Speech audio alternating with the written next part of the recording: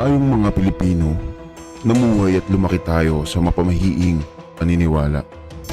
Mga paniniwalang nagsalin-salin sa ating mga ninuno na hinubog ng panahon para maging gabay natin sa ating buhay. Bawat lugar sa ating bansa ay may kanya-kanyang bersyon ng paniniwalang ito. Isa na sa masasabi nating humubog sa ating kamalayan ay ang mga senyales o mga pahiwatig. Nga pala, ako si Roy. Pakinggan niyo ako at samahan kung hayaan ng aking kwento tungkol sa mga senyales na ito.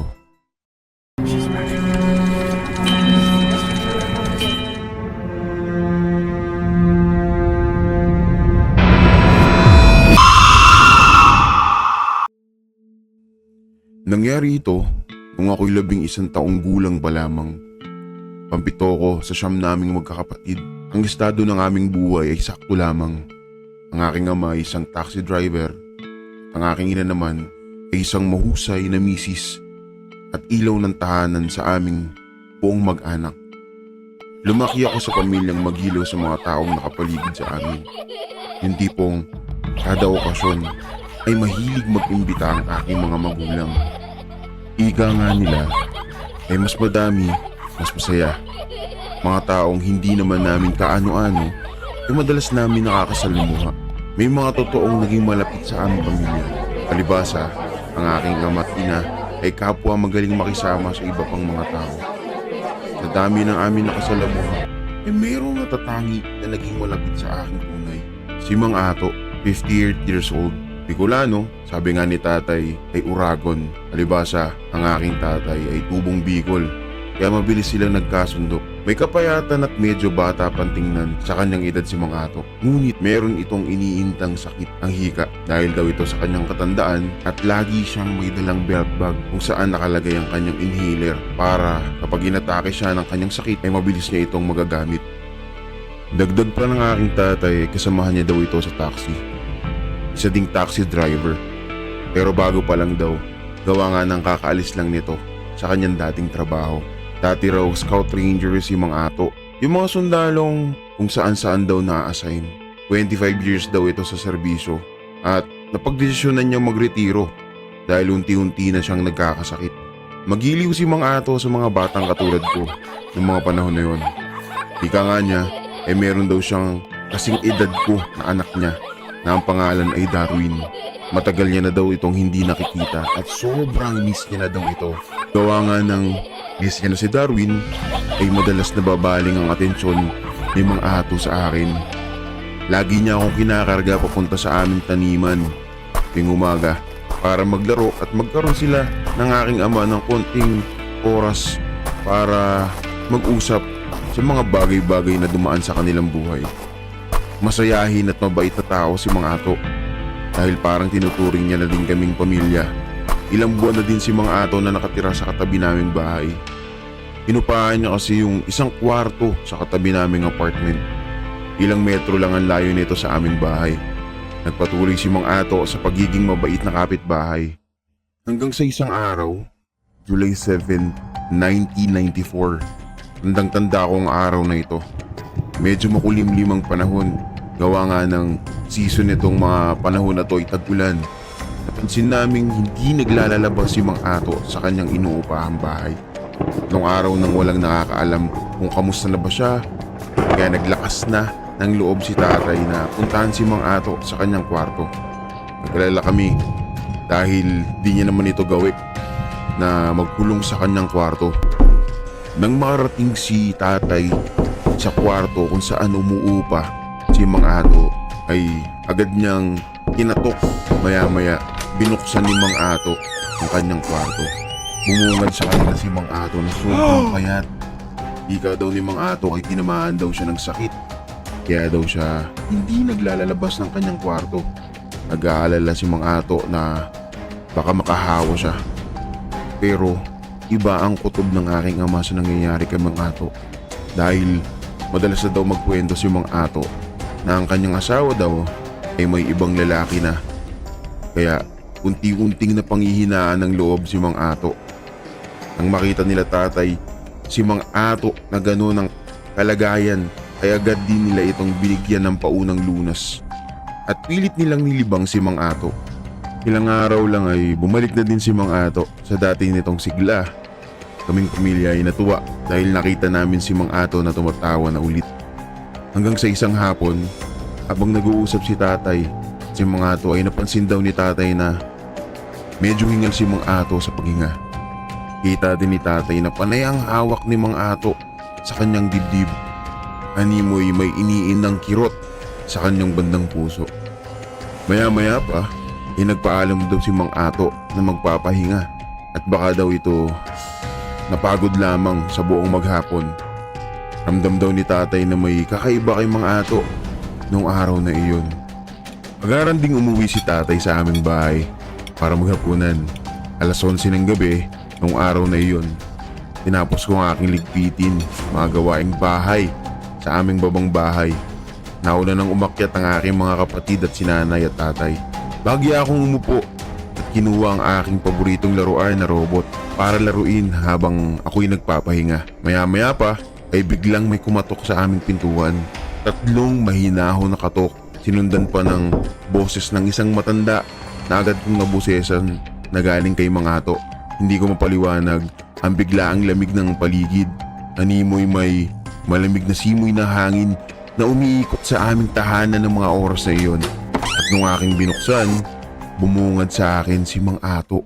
Agad ako nagtaka sapagkat hindi ganun kalinaw ang mukha ni Mang Ato ng mga oras na iyon.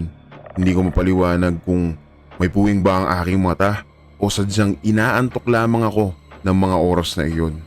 Sambit ni Mang Ato, "Roy, makakahingi nga ng konting malamig na tubig, pinauhaw.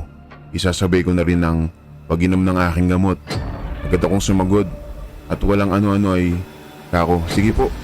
Inanyayahan ko muna siyang pumasok sa aming bahay para maupo habang inihintay ang tubig na kanyang hinihingi. Nung ako mang papasok si Mang Ato, biglang nanglaki ang aking mga mata. Kitang-kita ko na tila ba walang ulo si Mang Ato. Pero narinig ko naman ang kanyang salita. Bagamat aninag ang kanyang ulo, pilit kong pinikit ang aking mga mata. Nagbabaka sakaling pagdilat ko ay bumungad ulit na malinaw at meron ng ulo si Mang Ato. Ilang ulit kong pinikit ang aking mga mata, ngunit ganun pa rin. Sa aking takot ay nagmadali akong pumunta sa aming ref at kumuha ng tubig para ibigay kay Mang Ato. Balik ko, sa pagguha ng tubig ay nakita kong maayos na at aninag na ulit ang ulo ni Mang Ato. Tapos uminom ni Mang Ato ng tubig at mainom din ang kanyang gamot, ay nagsambit ito na medyo kaiba at nakakakilabot na linya. Sabi niya, "Alam mo Roy, maraming salamat sa inyong pamilya. Tatandaan ko ang inyong kabutihan hanggang sa ako'y malagutan ng hininga." Pagtapos sambitin ang mga salita nito ay nagpaalam si Mang Ato na babalik na sa kanyang kwarto. Agad akong nagsarado ng pintuan. Agad-agad ay umakyat ako sa pangalawang palapag ng aming bahay na may takot at tanong kung ano ang aking nakita. Kinuwento ko ito kay nanay, pero ang sambit ni nanay ay baka nga namamalikmata lang daw ako. Sinabihan na akong matulog dahil masyado nang naging mahaba ang araw. Kinabukasan, Hulyo 21, 1994. Makulimlim ang panahon at may panakanakang ulan ng umaga na yon. Narinig ko nag-uusap sa di kalayuan si nanay at tatay. Nagtataka daw sila dahil di pa din daw bumababa si Mang Ato para sumabay sa kanila magkape. Ramdam kong bahagya ng nag-aalala ang aking mga magulang para kay Mang Ato. Nung umaga ding yun, dakong alas 11, nagpasama na si tatay sa mga kapitbahay namin para puntahan ang kwarto ni Mang Ato. Kumbaga, para alamin kung anong nangyari sa kanya. Kwento ni tatay, habang paakyat sila ng kwarto ni Mang Ato ay iba daw ang pakiramdam sa bahay na inuupahan niya. Mabigat at may hilakbot ng balahibo. Nung kinatok nila ang kwarto ni Mang Ato ay napansin nilang bukas ang pintuan. Nung pinasok nila ay nakita nila si Mang Ato na nakadapa sa kanyang sahig. Agad nila itong higa pero nanlumo sila sa kanilang nadatan. Animoy isang malamig na bangkay na daw si Mang Ato. Kumbaga, ilang oras na daw itong binawian ng buhay. Isa pa sa nagpatindig ng balahibo nila ay nung hinigapan nila si Mang Ato ay ang postura nito ay para bang may inaabot sa kanyang bag. Isa pa, dilat daw itong namatay at kulang-kula ang mata. Animoy nakaranas ng sobrang hirap. Dagdag pa ni tatay, nakita din daw nila na sobrang haba ng dila ni Mang Ato. Marahil daw ay sobra itong nahirapan huminga. Tiningnan nila ang bag na pilit inaabot ni Mang Ato bago ito bawian ng buhay. Bumungad sa kanila na dun sa pala sa bag, andun pala ang inhaler ni Mang Ato. Gamit niya tuwing inaatake siya ng hika. Dahil sa nangyari, agad na tumawag sila tatay ng ambulansya para subukan pa i-revive si Mang Ato. Pero sa kasamaang palad ay wala na talaga itong buhay. Sambit ni nanay, bago pa daw nangyari iyon, alas 3 na madaling araw ay may narinig siyang kalampog sa pader. Di daw malaman ni nanay kung saan nanggagaling ang kalampog. Gawa ng takot siya. Isinawalang bahala ito ni nanay at tumuloy sa pagtulog. Suspecha ni nanay ay galing ang kalampog sa pader ng kwarto ni Mang Ato. Siguro daw ay nangihingi ng tulong.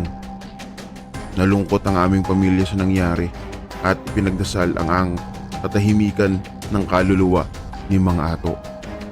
Marahil walang nakakaalam kung anong pwedeng mangyari at ang ikot ng mundo ng bawat tao. Marahil itong mga senyalis na ito ay pahiwatig lamang na merong di inaasahan o di magandang mangyayari sa hinaharap. Pero isa lang ang natutunan ko sa buhay pagkatapos ng insidente na iyon. Ang kamatayan ay di may iwasan ng kahit sino mang tao.